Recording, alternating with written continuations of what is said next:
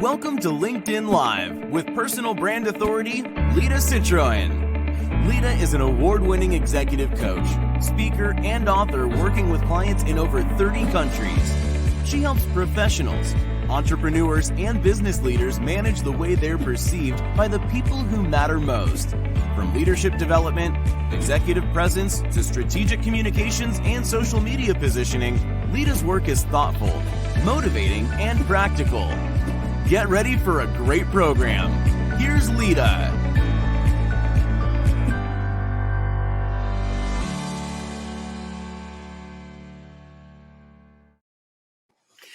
Well, hello, friends. Welcome to spring. Welcome to another great LinkedIn Live session. I'm so excited about today's program. As I get rolling into the introduction, please do us a solid and drop into the chat where you're dialing in from.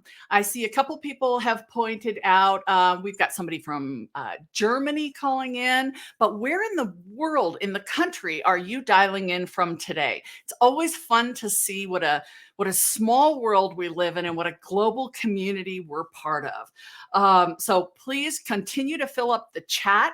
Just as a reminder, I'm going to introduce the topic, and then we're going to bring our guest on. My wonderful marketing manager, Sabrina, is going to be managing the chat. So you'll be interacting with her in chat. And you might get some tips and some ideas and maybe some freebies in the chat. So keep an eye on that. Wow, we have people from all over, a lot from India. Ooh, Huntington Beach, my old stomping ground. New York City, Zambia. I know we've got a lot of folks from West Africa coming in from a program that I just did for Winters. France, Sweden, Frankfurt, Germany. Oh my goodness. Oh, I just love that part of this program. Centennial, just down the street from me in Colorado. Excellent. Well, I want to go ahead and get started because we're going to have a conversation today that is really important to have. Whether you're a woman growing your leadership role or you're a man who is seeking to help support the women on your team, or you've got someone in your life who's female who's trying to build her career, we're talking about women in leadership today. And as you remember, when we started these LinkedIn Live series, I'm focusing on some key areas, and we're going to be rotating through effective communication, leadership presence, women in leadership. And then next month, we'll be talking about digital or building your reputation and brand online. But today, the conversation is about women in leadership. And I came across a study that McKinsey had just done, which fascinated me. Along with another research entity, McKinsey went out and interviewed 300 companies, over 40,000 employees, and found something pretty remarkable when it comes to women in their careers today. They found that women are changing jobs. They're leaving their employer at a much higher rate, faster pace than their male counterparts. And for companies that are looking to grow women into leadership, that's problematic. Women are leaving their current jobs and looking for what they want elsewhere. Some of the reasons they're leaving their jobs are going to be the typical things we run into, right? Microaggressions, being typecast, which means basically you're hired into one role and then you continue to advance in your career, but people still think of you as the person that was hired into that first role. And not having your judgment or opinion valued at work. These are common reasons women are changing jobs to find better work-life balance, to find better career opportunity, to find progression. And if they can't find it with their current employer, they're going to change. So I'd like us to focus for this conversation on the positives, right? Where are the areas of control that we can lean into, exploit, expand, grow, as we take ownership and control of our narrative, on this side, our narrative, control the narrative, but also where we control our careers. And I thought I would start off and share my story a little bit. When I graduated college and I had gotten into and graduated from a really good school in the West Coast, I didn't have a career plan. I was supposed to go to law school, so I was pre-law. When I decided I wanted to take a little beat before I actually went to law school, I didn't have a plan. I knew I loved business and I loved the idea of promotion and positioning. So I landed in marketing and I landed in public relations and business development. And my career kind of happened, as I'm sure it does for a lot of us, by being really good at what I did and getting recruited into a better opportunity. So I'd hit the ceiling of where I was. I would achieve the results. I would hit the milestones, get celebrated, and someone else would come along and offer me more fun, more opportunity, more money. And I went that direction. So I didn't really have a plan. At the same time, I was growing my family and I was constantly struggling with, having two small children at home, wanting to be effective and important in my job, but not really knowing where I fit in that equation. And it's something that a lot of us, I think, struggle with. It was interesting. Another really important finding actually came from a study LinkedIn did. And this one struck me. And I'm going to read it because I don't want to get it wrong. LinkedIn found that a proportion of women in leadership position declines as women move up the leadership ladder, with the most significant drop occurring between the senior contributor and the manager levels. That is a problem. That is a problem because that's when we're hitting our stride. So I started thinking, like, what was I doing at that stage, right? Because I exited my corporate career at the executive level. I'm very grateful. There was a lot of luck involved, good timing, maybe some divine intervention, and yes, hard work and smarts and all of the things that I contributed. But what is it about that part of the career ladder, if you will, that we're getting stuck? Why aren't we making those inroads in the ways that we should? I know for myself, I held back a lot. I was constantly prioritizing other people's needs, be it my children, my family, my boss, my team, my community, ahead of my own. I didn't share my voice in the way that I can today. I know there were things I could have done differently, but what were some opportunities perhaps I didn't recognize were around me that I could have taken advantage of? That's what I think we're going to have the most fun talking about today, because our guest speaker has got so much experience in that area and is going to be able to help us unpack that. So we're going to talk about ways that we get control today. We're going to talk about the power of mentorship. Do you have a mentor? Do you want a mentor? Well, we're going to talk about the power of mentorship. We're going to talk about what some of the obvious barriers are and maybe some of the non-obvious barriers that are stopping us from getting into those higher ranks. But before I introduce our guest speaker, I want you to put in the chat, what do you think is important for women today to know or remember? And I'm going to phrase it that way. If you don't mind, put in the chat, what do you think is most important for women growing into leadership today to know or remember? I'll let you figure that one out. And now I get to introduce somebody very special to me, LaToya Roberts. Not only do I get to call LaToya a client, but I am thrilled to also get to call her a friend. I have so much respect for this woman, personally and professionally. And I'm going to read her title because it is fancy. LaToya Roberts is Vice President and Diversity, Equity, and Inclusion Lead in the Office of Military and Veterans Affairs at J.P. Morgan Chase and Company. She is a Navy veteran. She is actually a senior enlisted leader in the U.S. Navy Reserves. She's a military spouse. Oh, and she happens to be the mom of two small boys.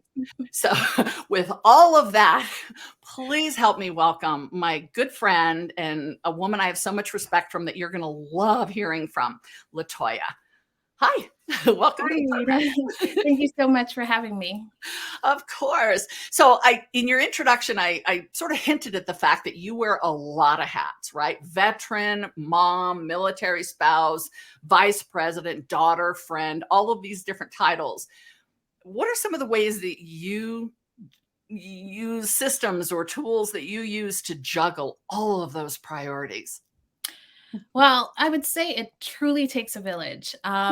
I wouldn't be able to do any of the things that you just mentioned without the support and the help from the people around me. My husband, my mom, my grandmother, sister, family members, they all chip in to make sure that I'm able to show up and manage the day to day. I've also learned that it's important to set priorities, figure out, what takes precedence over the other, and to set boundaries is really important to do that. But all in all, we have to give ourselves grace as women. And you just mentioned that in your opening. We have to give ourselves grace and just knowing that we can't do it all. And it's okay. It's okay to not hit all the wickets on a day-to-day basis. I wish you'd been around when I was trying to build my corporate career, because I don't think I gave myself permission. And I think there's even a little bit of a misnomer, because we read it in the magazines, right? Focus on self-care and take care of yourself first. But what does that really mean? What does it mean to give yourself grace? Do you have an example of what that looks like for you? Well, I would admit that this is new for me, right? It's a 2023 goal that I've set for myself, that I am not going to be too hard on myself for the things that I just can't get done. So when setting my priorities, of course, I look at the rubber balls and the glass balls, right? The things that I can't drop because everything's going to be shattered. It's going to be a mess. And the things that I can recover from if I don't do it. So of course, my job is important to me. The work that I do is important to me. The military, my kids, they're all important, but there are little bits and pieces in a day when I can just say, okay, this is me. This is for me. I need to breathe, realign myself, and figure out next steps.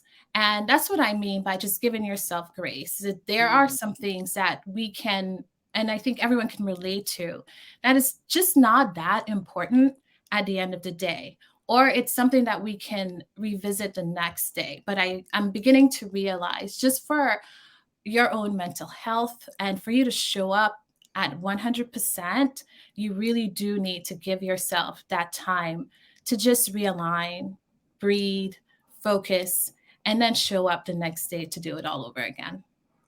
I love the analogy of rubber balls versus glass balls, right? What can't I break? Because something bad will happen. And what could get pushed to tomorrow and the wheels aren't falling off? You remind me, I have a client that I'm coaching right now. And one of the things we did, because the thing that always came last, which I could relate to, was taking care of herself. And we actually put it into her calendar. She puts an hour of workout 3 times a week on her calendar. And she told her team, this is non-negotiable. And it's hard because she's the first one to want to offer that spot up. But she actually enlisted the support of others on her team to hold her accountable to that. So she works out 3 times a week, non-negotiable. Have you had women support you as you've grown your career? Can you talk a little bit about your transition from maybe the military into corporate, still in the reserves, and what the role that women have played in helping you stay grounded and focused? Yeah. So ironically, when I started my military career, my civilian career, excuse me, I actually just learned that I was also going to be a mom. So it was really challenging because I'm now stepping into totally new territory, right? Being a mom, not sure what to expect, what kind of mom I'm going to be, and then venturing into a space that I'm not familiar with. And I made some mistakes along the way, but I feel like I've always had girlfriends who've been there. So those are the people that I had to rely on a lot. Really, are the women in my life that's been there.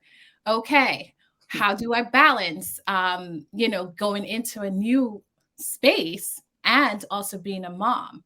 Well, one of my friends, she did that like a year prior. So just being able to have those individuals in your life that you can pick up the phone, you can call, you can vent, you can cry, you can say, what is going on? Help me. And just knowing that you're not the only one, I think really offers that support, right? It's just talking to the other women in your lives that have been there and just for their support. And through it all, like my transition, like I said, I made mistakes, but I realized that those mistakes are actually good, right? It builds who you are as an individual, and it just helps you realize your strength and the fact that sometimes it's okay to take risk, and everything else you just embrace it as it comes, right? But yeah, definitely for me, it's relying on the women in my life, my mom and my friends. Well, and Heather Ely, who is put in the chat, and Heather's a dear friend, runs a fabulous nonprofit I sit on the board of. She offers this very simple but powerful advice. She goes, breathe, believe, begin again.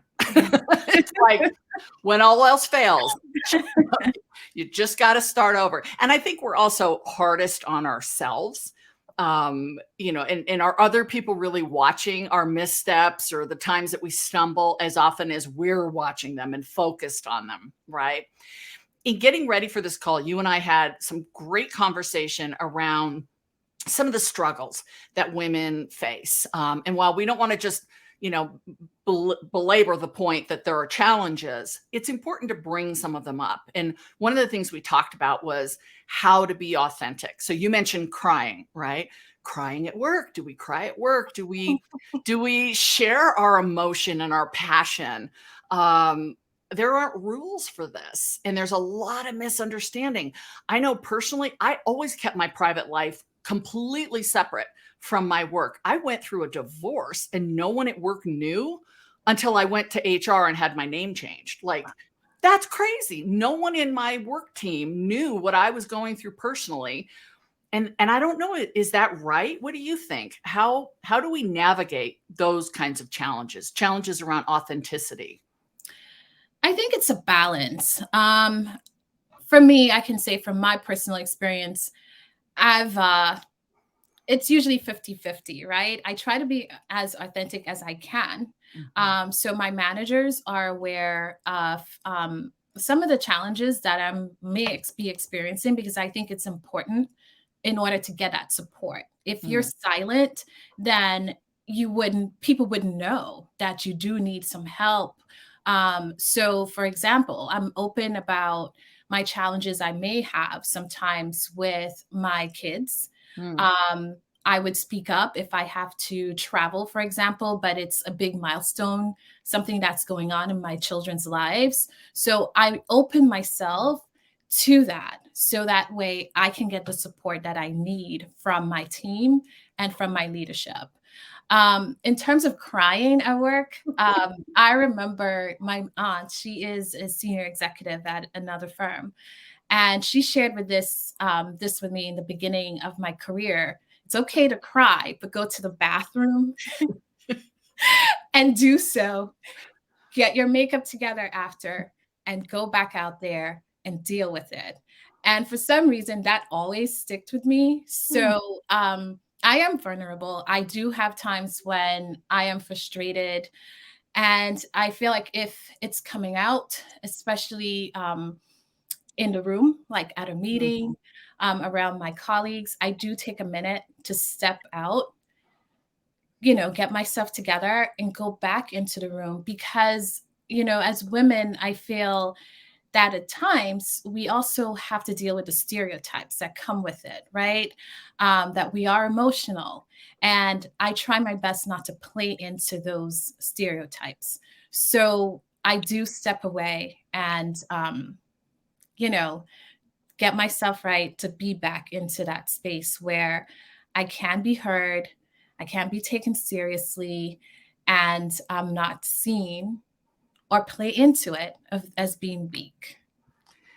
Well, and I think what you're talking about is sort of managing the environment and managing the optics, because I don't think, and what I hear you saying is, I don't think it's right to scrub all the emotion out, right? When we feel passionate about an initiative or a program, we should show that emotion. It can go to a tipping point where it becomes unproductive. And that's anybody, right? That's anybody in any type of situation where the emotion starts to take over and the message gets lost.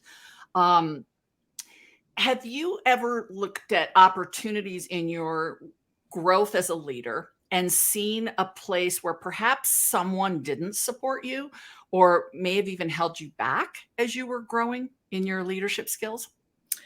Yeah. So I think there are many, but I would share. I remember when I first started in one of the organizations I worked with, I was in a period of transition, right? So I was just getting into the corporate space. And I reached out to a leader, she's a woman, and I've known her story that she shared. And I felt, wow, I resonated with that. And she would be able to probably offer me some advice, guidance as to next steps. Right. And what I got was shocking. Like, she was so harsh, and I felt like it was unnecessary. But she made me feel like I wasn't enough, that my military background, my experiences did not necessarily have a place in that particular organization. And I walked away from that really crushed, but also it impacted my confidence and started, I had me questioning whether or not I really needed to be there. Um, Not because of the conversation, but again, based on what she said, that I just didn't belong. Right. And, I called my mentor, and this was my first time actually, and we'll get there a little bit later, realizing the power of having a mentor. And I said, hey, I spoke to this person, and I really admired her, and this is what I got. And she was appalled. But, she pulled me aside, and she made me feel like I did belong in that room and in that space. And I had a voice, and I had that decision to make as to what my next step was going to be, whether it's letting that person win or taking my power back. Right. And it definitely, it resonated with me because realizing that I did have that support in the form of a mentor to help guide and give you the strength sometimes that you do need to push through. Because I feel like no matter who you are, male, female, we're always going to have these instances where folks just don't support you for whatever reason it is. And you have to have that solid support system to give you the extra push through those challenges. Fabulous story. And I think we all felt what you must have felt in that moment when you were crushed. I think we all got there with you in that as you were telling this story. So let's talk about mentorship. Throughout your career, you've made these big shifts, right? Military to corporate to being a mom, you're in the reserves, you're a military spouse, you're juggling all of this. Do you actively seek out mentors? Is it part of a community or a collective where how are you approaching the whole mentor conversation for yourself? Yeah. So not until probably my second corporate job, I understood and realized the value of actually having a mentor. And for me, that person really helped me navigate the corporate culture, that organization culture.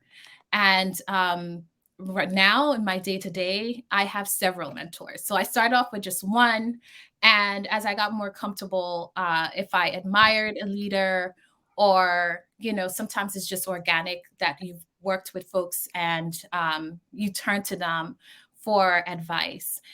So I seek mentorship out constantly because I feel like the best way to grow and to learn sometimes comes from the people who are actually in the trenches. They're there, they've done it, they lived it.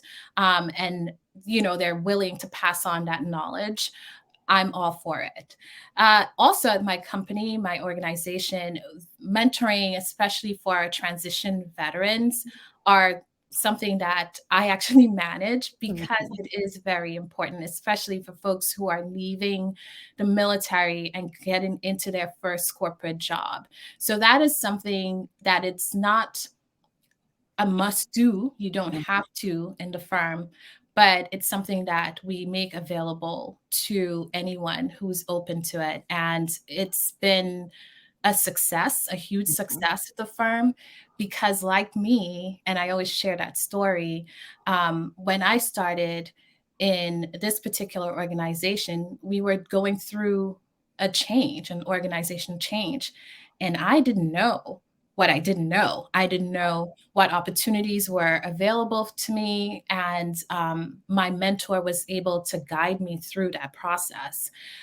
So 4 years later, I always tell individuals that I'm still at the organization because of my mentor. She was able to just break everything down for me.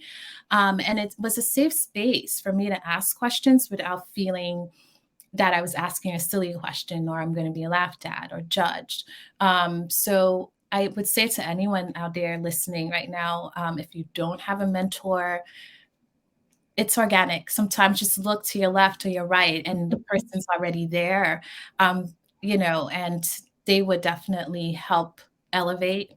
And sometimes it's a boost that you just need for your career and just also your personal life.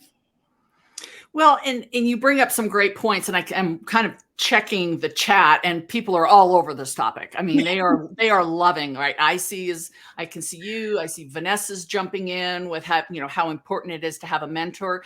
As we continue talking about mentorships, I'd love to know in the chat how many of you are working with a mentor, either formally or informally. Go ahead and put that in the chat so we can kind of see what the bandwidth is. I do a lot of mentorship, not only in the military space, but every once in a while of somebody who, reaches out and just needs some guidance. What do you think are best practices when you're in a mentee position? So you're the person seeking mentorship. What have been some of the best practices that you've seen? Definitely be open. Be open. Go into the relationship with an open mind to get feedback, knowing that it is coming, be it positive or negative, that it's coming from a place that is meant to grow and develop you as a person. Also, when you're meeting with your mentor, I would say have a plan, a goal in mind so that you both can work towards achieving those goals, the end results. Do your research. If your mentor recommended a reading something, a podcast or something, take that relationship seriously, put into work. And most importantly, respect the mentor, right? Respect their time, and just know that that individual is there for you because they are, because they want to, that they see potential, and they're interested in your growth and development. Yeah, I would echo everything you said. I think the only other thing I would add is if you can be clear about what it is you're seeking, that helps. I know I have mentorship conversations where someone says, I've researched you, I watched your TED Talk, I know you are an expert in these areas, and this is where I need help. And I jump right in. But then I have mentorship conversations where someone says, you're farther down the road than I am, and I don't know what the right questions are, but I would love to learn from you. And even that's okay. It's the ones where they're like, I don't really know why, but I think I should know you. Your point, it's a little harder as the mentor to find a starting place. So I think the more specific you can be about your goals, and those might change, right? You might need support. You might need someone to walk you down the hall and show you how things are done here. You might need resources or networking, introductions, things like that. A mentor is a free coach, if you will. They're not being paid to support you and help you. I think the other thing is keep them involved. Let them know, how did that advice work out? Was it successful? Was it helpful? Do you need more? it's not just a one-time thing. These can be ongoing relationships. They don't have to be once a week. But just keep that mentor involved, because that's where we as mentors get a lot of gratification, is to know that we actually helped and we made a difference. Yeah. And I would also add, I think that mentors actually learn, right? It's reverse mentoring. So I know, and I've seen relationships where mentors come back and they're like, I didn't know this, or this was happening, but because of our conversation, now I'm aware. And the growth, it's like, it goes back and forth. So I think the gratification also in just paying it forward for many, and there's that opportunity to continuously learn and stay on top of trends and things that are happening. So Absolutely. And you're getting a lot of shout outs in the chat. You'll read that later, of people saying you're a fabulous mentor. Yeah. And knowing that it's not free therapy, right? And it doesn't have to be your best friend, but someone that you respect, to your point, that you want to learn from. So I guess my last question, and I'm going to wrap up with some action items, and then we're going to take questions from the audience. What is one thing, when you think back to your military career, or the work you're doing now in the military, or who you were as a teen, or, a younger professional, you're still a young professional. What do you wish you had known then that you know now? Wow. A couple of things. I would first say that my voice mattered. My voice definitely matters. And back to the theme that we've been talking about, mentorship, networking, the importance of actually having both. I've always been shy. I am actually not the type of person that would just run over to anyone and say, hey, I want you to be a mentor. I want to, can you introduce me to this person? That's just not comfortable for me, right? But because I stayed in that space where in my comfort zone, over time I realized that I missed out on a lot of opportunities because I did not use my voice, and I did not ask for help, and I did not seek advice. So to your point, I knew that I wanted to get into, first of all, HR in the beginning, but I didn't have an idea of how to do that. And I never, for whatever reason, didn't think that I should seek out someone who was in the field to ask. And so, yeah, I would say to my younger self, know that you have a voice, seek advice, seek mentorship, network, step out of your comfort zone, and get comfortable being uncomfortable, because that's where the growth actually starts and it begins. Wow. I think I'm going to write that down. Yeah. And I would echo that. I think know my worth, right? Because as I shared earlier, I made decisions in the best interest of everyone else, because I thought if I pleased everyone around me, that somehow rubbed off on me. But I ended up paying the price in some of that, because then there comes a point where you're going, well, what do I want? What does bring me joy? Where are my strengths? And it took me a little later in life to find all of that. But then once I did, I was lucky to have a lot of support around me to make that happen. So, oh my gosh, you and I could talk. We do talk for hours. Yes, we do. Talk on here for hours. I do want to wrap up this part with the action items, because people who watch my LinkedIn Live know we're always about action items. And I want to let you know to pop over to the chat, because Sabrina's going to put a checklist that I've put together based on what I'm about to share, so you can continue to learn on this topic and grow your leadership skills. The first action item I would ask you to take away, whoever you are, wherever in the world you are, is become self-aware. Really start paying attention to who you are and what you stand for. What brings you joy? Where are your struggles?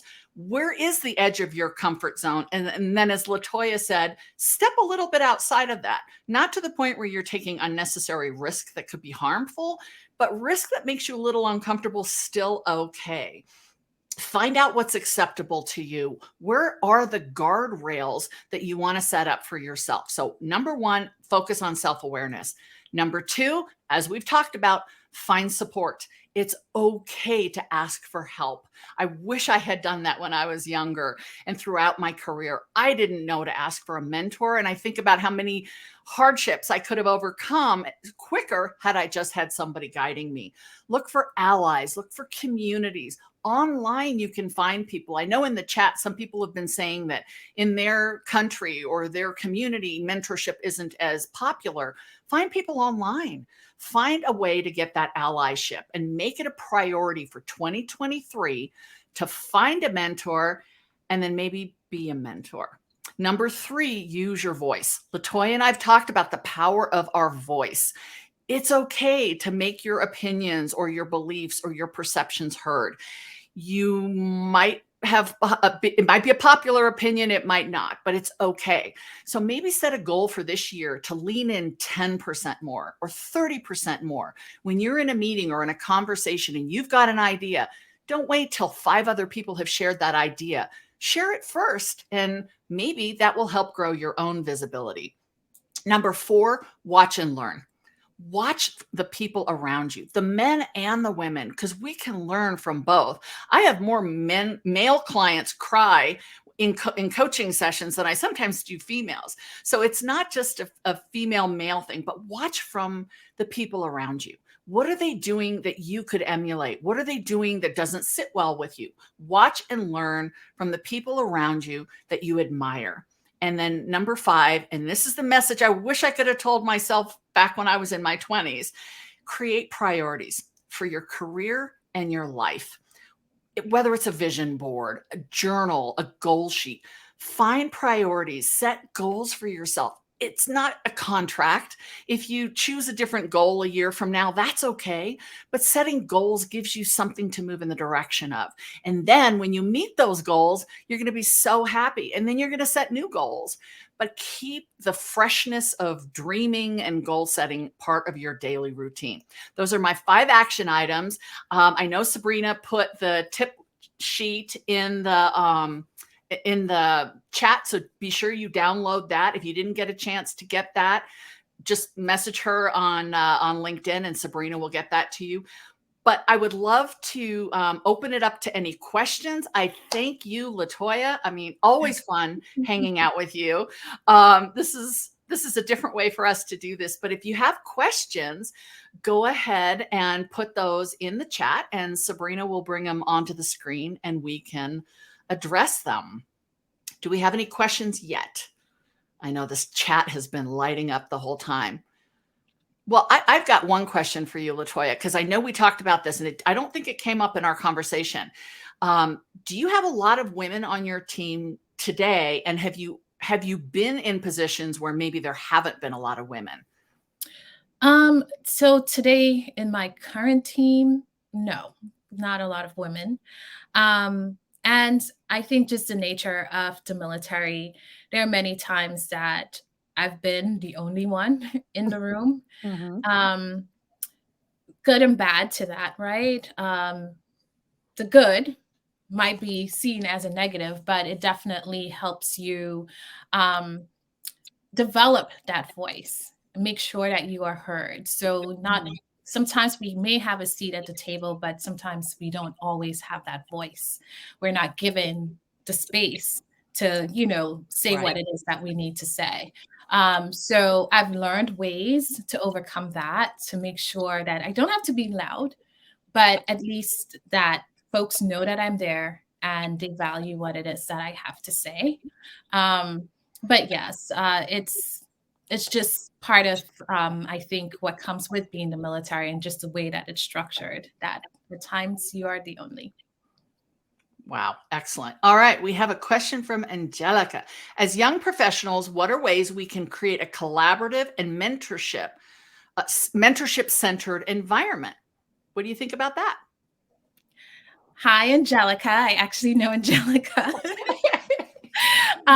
So hello, and thank you so much for the question. I am just reading it here. I would say, definitely, we kind of touched on this earlier. Find a group, and seek out the mentors that you would want, or you admire, the leaders that you admire. And we've actually just started this, which I find to be very helpful, are circles. So mentor Mm, circles. So where you all have something in common that you're trying to solve for, or a common goal. mhm, And everyone gets together and you're learning not only from the mentors that come into the room to help guide you, but also from each other. I find that a lot of folks tend to see mentors as being a step ahead, which is true, right? right. To a certain extent, but we can also mentor and support each other, being peers. So I would say, find a group of individuals that help support, and you can foster that environment and culture within your own space. And I think, just to add to that, as a leader, what you can do is, if you notice there are people in the room who aren't speaking up, right? Just encourage that participation. They might have an idea, but they're reluctant to share because, for whatever reason. Encourage that. Make it a safe place for them to share, and watch, how collaboration starts to blossom. That Yeah, would be another that is suggestion. so true. What's another question, Sabrina? Michelle. Oh, Michelle's still active duty. Husband just got a job, I heard. How can we calculate the positive impacts of having women in the workplace or in the organization? I was told there would be no math. I'm kidding. That's a movie reference most people don't even get. I'm going to let you answer it first, and then I'm going to think about some ideas. Um, I would say, as women, coming into the workplace, we definitely bring a different perspective of things, right? Mhm. Like we stated earlier, you don't have to change who you are um, getting into the room. Just be yourself, and bring your perspective, the way that you would look at problem solving, critically thinking through ideas. Use that voice to put that Mhm. forward, and you would notice. And I think organizations that have a balance in their leaders, being women and men, tend to see the positive in that, right? Because they do have varying perspectives. So the way a gentleman, a man, may look at something, we bring in most times to that critical thinking aspect of it. So definitely bring a lot to the table. Nita, I'm curious to hear what you have to add. I think there are ways. So when you say calculating it, I mean, there are all these studies done: percentage of women in senior management, percentage of women in the C-suite, right? And those are all great from a number standpoint, but what we really want to see is impact. And as you mentioned, women bring a different perspective, right? We have a different voice, and being able to share that, there are ways to internally measure it. Things like culture surveys, morale surveys. They may be more qualitative, but has the temperature of the organization grown in a positive direction? Is the brand value more positive because we've got women in leadership positions? Is retention growing instead of going in the other direction? So numbers like that, they speak to the value women bring, not only from a tactical standpoint, but from an emotional standpoint too. And culture is really important. Every company has a different culture, and we're not just measuring output and productivity, we're measuring culture. So Mhm. thinking about those, I think you see a big difference. It's similar to if an organization says they want to hire a lot of veterans, but they don't have veterans in leadership positions. Then we say, well, do you? JPMC, great programs there. Other companies might say it, but if we don't see veterans represented in those higher leadership ranks, we might question. So I think it's the same thing for women. If you want to be a woman-centered or a company that advocates for diversity and inclusion, and people can look around the room and see a lot of people that look like them, whatever that means, then you have to represent that at the highest levels of leadership. And I think those are some great ways to calculate. So thank you for that, Michelle. All right, one last one, because I know we're coming up on 11:15. Advice for introverted leaders who do not have confidence to be assertive. Would you like to start on that? Yeah. So like I mentioned earlier, even doing this is not easy for me. I am an introvert. But I would stress again, you have to be able to push forward, right? Step out of your comfort zone.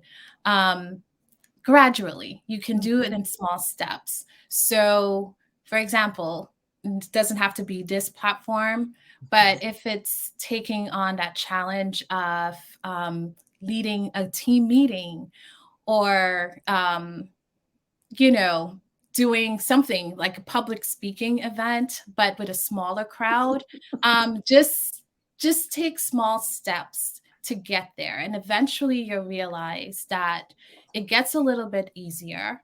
As an introvert, I know also after doing something like this or having a panel or something like that, I would actually step back and re-energize, right? So also giving yourself that space that when you do push yourself out of your comfort zone, that you also step back and appreciate the accomplishment. You've done something amazing that's different than what you would normally do, but also to recharge. So again, take those small steps. It doesn't have to be huge, but eventually you'll realize that you'll build a confidence in time. And a mentor, like my mentor, is always pushing me, Latoya, you got to do this. You have to do that. And I'm like, but I don't like the spotlight. And the truth is, I think that it gets easier as I do set those goals for myself to say, all right, I can do that. And then once you have that one win under your belt, you're ready for the second one. So that's my advice. I love it. Thank you so much. Thank you to everyone. We had an unbelievable turnout for this program today. Thank you for everyone putting comments and thoughts and questions and messages in the chat. Thank you, Sabrina, for running the behind the scenes. Next month, I want to tee up. I'm going to be talking about building your brand on social media. And I have a very special guest joining me next month who's an expert in digital. And you're going to absolutely love hearing from this person. So wherever you are in the world, whatever room you're looking around and maybe not seeing as many people that look like you today, be part of the solution. If you're a woman wanting to grow into a leadership rank, or you want to change the world through your nonprofit, or you're in academia or an entrepreneur, wherever you are, be the best version of yourself and look for ways to reach that hand forward, find a mentor, but also reach that hand back and help someone else up on their career path as well. Thank you, Latoya. It's been so much fun. We'll have to do this again sometime. And thank you to everyone. Have a great rest of your day. Bye. Bye.